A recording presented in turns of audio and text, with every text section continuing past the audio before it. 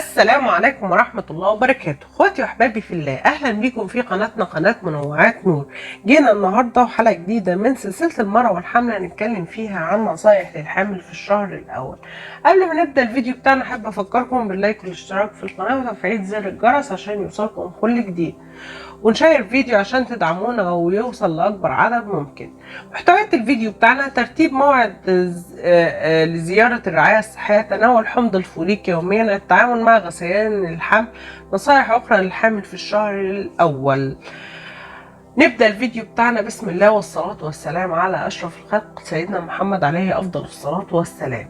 ترتيب موعد الزيارة لزيارة الرعاية الصحية: تعد مقابلة الطبيب المختص في الشهر الأول من الحمل غير متوقعة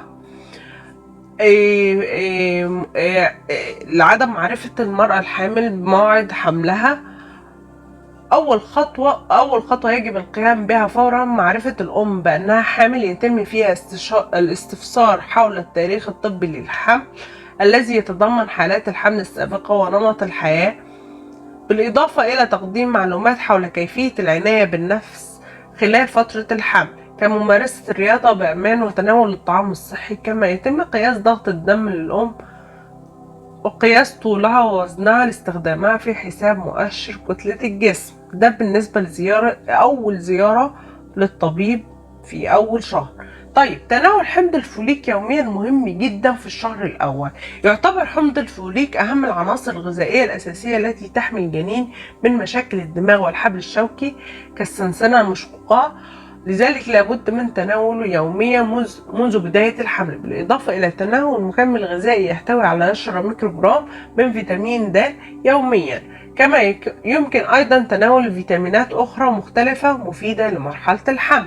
التعامل مع غثيان الصباح: يسمى غثيان الحمل بغثيان الصباح، بالرغم من أنه قد يستمر طول اليوم لدى العديد من النساء، وغالبا ما ينتهي هذا العرض بنهاية الثلث الأول من الحمل، ويمكن اتباع ما يلي للتخفيف منه: تناول وجبات صغيرة على مدار اليوم لتجنب الشعور بالجوع أو الامتلاء، تجنب تناول الأطعمة الغنية بالدهون والأطعمة الحارة أو الأطعمة التي تزعج الحامل من رائحتها، الإكثار من تناول الكربوهيدرات كالبطاطا المشوية والأرز والبيض والخبز المحمص الجاف، الحفاظ على بعض قطع البسكوت أو المقرمشات بجانب السرير وتناولها قبل النهوض. نصائح أخرى للحمل في الشهر الأول: هناك العديد من النصائح التي يجب على المرأة الحامل الالتزام بها في بداية حملها للحفاظ على صحتها وصحة جنينها، ومنها ممارسة بعض التمارين الرياضية، فهي طريقة جيدة للتخفيف من أعراض الحمل والحفاظ على جسم الأم وصحة الجنين. وعادة ما تكون التمارين التي تمارسها المرأة قبل الحمل آمنة للاستمرار فيها في المرحلة الأولى من الحمل، ولكن يجب استشارة الطبيب عند ممارسة التمارين أو النشاطات القوية. ارتداء حمالة الصدر الداعمة خلال النهار والليل للتخفيف من آلام الثدي. تجنب التدخين والابتعاد عن الكحوليات والابتعاد عن المدخنين. توجيه أي سؤال أو استفسار إلى مقدم الرعاية الصحية الخاص بالحامل، والابتعاد عن مقارنة الحمل مع حمل آخر، إذ يختلف كل حمل عن الآخر وكل امرأة عن غيرها. يجب على الأم الالتزام بمراجعة الطبيب عند معرفتها بأنها حامل أو عند مجرد شكها في ذلك، والحرص على المراجعة الدورية للإطمئنان على صحة الحمل طوال فترة الحمل، فإن الرعاية السابقة للولادة تحمي صحة الطفل وتزيد من شعور الأم بالراحة. كما يمكنها استشارته إذا شعرت بأي أعراض مزعجة في بداية الحمل مثل الغثيان، والذي يمكن التقليل منهم من خلال تناول الحمضيات أو تناول وجبات خفيفة من الكربوهيدرات. تجنب بعض الأطعمة والأدوية: قد تعرض بعض الأطعمة الجنين للخطر، ولذلك ينصح بتجنبها، ومن الأمثلة عليها الجبنة المصنوعة من الحليب الطازج أو غير المبستر التي تزيد من احتمالية تعرض الطفل لمشاكل صحية. كما يجب الابتعاد عن تناول أي وصفة طبية أو أدوية أو مكملات غذائية دون استشارة الطبيب المختص.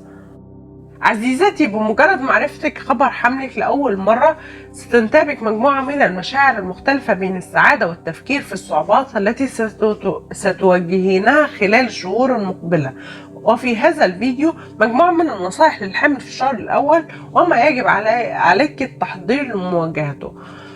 يوجد عدد من الاحتياطات اللازمة لمرور هذه المرحلة بأمان عليك أنت وجنينك، بالإضافة إلى بعض النصائح التي تساعدك في الحفاظ على حملك في الأشهر الأولى، مثل التغذية السليمة. تناولي عددا من الأطعمة المتوازنة التي تحتوي على جميع العناصر الغذائية المطلوبة. إذا استلعب التغذية السليمة دور مهم للتأثير في صحة الأم والجنين معا، ولكن لا تتبع المقولة الشهيرة التي قد تسمعينها من الجميع، وهي أنت الآن تأكلين لفردين.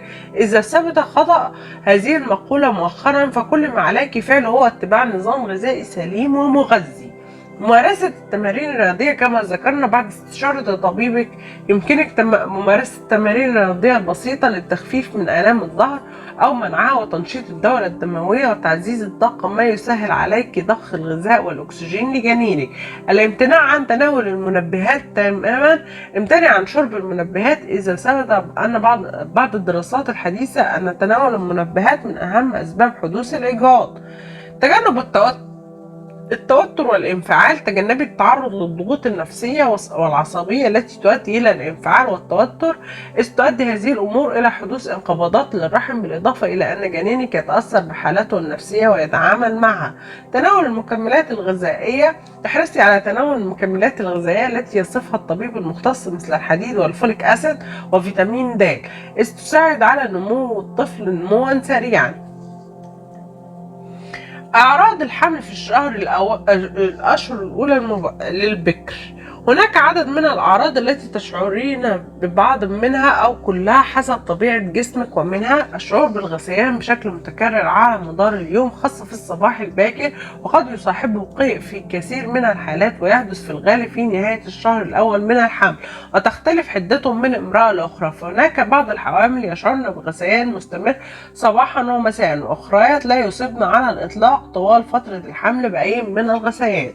نزول قطرات من الدم، وهو ما يعرف بنزيف الانغراس، وينتج عن انغراس البويضة المخصبة في جدار الرحم، إذ تلاحظ المرأة بقع دم بسيطة بنية أو حمراء اللون في ملابسها الداخلية. غياب الدورة الشهرية. تأخر الحيض من أبرز علامات الحمل في الشهر الأول، فإذا لاحظت ذلك فعليك إجراء تحليل حمل منزلي للتأكيد من الحمل. الشعور بالإجهاد والتعب. مع بداية الحمل ترتفع مستويات هرمون البروجستيرون في الدم، ما يسبب إحساسا بالإعياء والتعب والرغبة في النوم فترات طويلة. تغيير الشهية. في الغالب يصاب أغلب الحوامل بنقص الشهية وعدم الرغبة في تناول الطعام خلال الفترة الأولى من الحمل، وقد تشتهي الحامل في الأشهر الأولى أطعمة لم تكن تحبها من قبل وتنفر منها من أطعمة المفضلة لديها التي طالما رغبت في تناولها قبل ذلك. احتقان الثدي. تشعر المرأة الحامل في الشهر الأول من الحمل بانتفاخ وألم وثقل في الثديين، ونتيجة للتغيرات الهرمونية في بداية الحمل، ولكن تخف حدة هذا العرض بعد عدة أسابيع، إذ يعتاد الجسم على هرمونات الحمل. زيادة الحاجة إلى التبول نتيجة للتغيرات الهرمونية وزيادة تدفق الدم إلى المثانة، ما يزيد من معدل امتلاء المثانة والرغبة في التبول. قوة حاسة الشم. تزداد قوة حاسة الشم خلال الفترة الأولى من الحمل، وتكون الأم حساسة لأي رائحة نفاذة وقوية. المعاناة من التغيرات المزاجية، مثلما تؤثر التغيرات الهرمونية المصاحبة للحمل في الجسم، تؤثر كذلك شعور المرأة وحالتها النفسية، وتمر هذا الشهر في الشهر الأول ببعض التقلبات المزاجية تماما، مثل المشاعر التي تراودها في فترة ما قبل الحيض، إذ تصبح سريعة الانفعال وشديدة الحساسية، وتشعر بمجموعة من المشاعر المتضاربة في الوقت نفسه، سواء بالقلق أو الفرح أو الخوف أو الحماس، كما تزداد حساسيتها ورغبتها في البكاء دون سبب. وكل هذه المشاعر طبيعية ولا قلق منها ولا تؤثر على الجنين، وتمر بها أغلب الأمهات.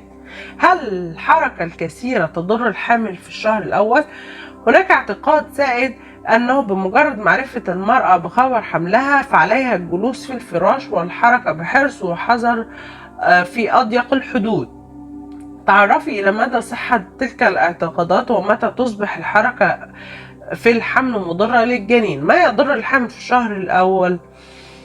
الثلث الأول من الحمل من أهم الفترات التي تتطلب رعاية وحذر نظرا إلى ارتفاع نسبة الإجهاض خلالها، لذا نوضح في هذا الفيديو بعض الأخطاء التي تقع فيها الحامل في الثلث الأول من الحمل، وكل ما عليك تجنب فعله في الأشهر الأولى من الحمل حتى لا تؤذي طفلك وتؤذي نفسك. يتميز الثلث الأول من الحمل بحدوث عديد من التغيرات الجسمانية والعاطفية للحامل، وتختلف أعراضه ومتاعبه من سيدة إلى أخرى، ولكن مما لا شك فيه أن فترة الحمل عامة تكون من أكثر فترات الحياة النساء ألما وإجهادا، ومن أكثر الفترات التي تتطلب الرعاية والراحة للأم الحامل. في النهاية اتبعي ما سبق من نصائح للحامل في الشهر الأول، ولكن دون ذعر أو مبالغة، فتلك الفترة من أهم فترات حياتك التي عليك تخليدها بذكريات سعيدة وتدوم في ذاكرتك طوال العمر. كده تكون خلصنا حلقتنا النهاردة. اشوفكم على خير في حلقة جديدة من قناتنا قناة منوعات نور. وقبل ما ننهي الحلقة احب افكركم باللايك والاشتراك في القناة وتفعيل زر الجرس عشان يوصلكم كل جديد، وتدعمونا ونشير الفيديو عشان يوصل لأكبر عدد ممكن. واي حد عنده سؤال يسيبه في الكومنتات وان شاء الله يتم الرد عليه في اقرب وقت اول ما يوصلني السؤال باذن الله. اشوفكم على خير والسلام عليكم ورحمة الله وبركاته.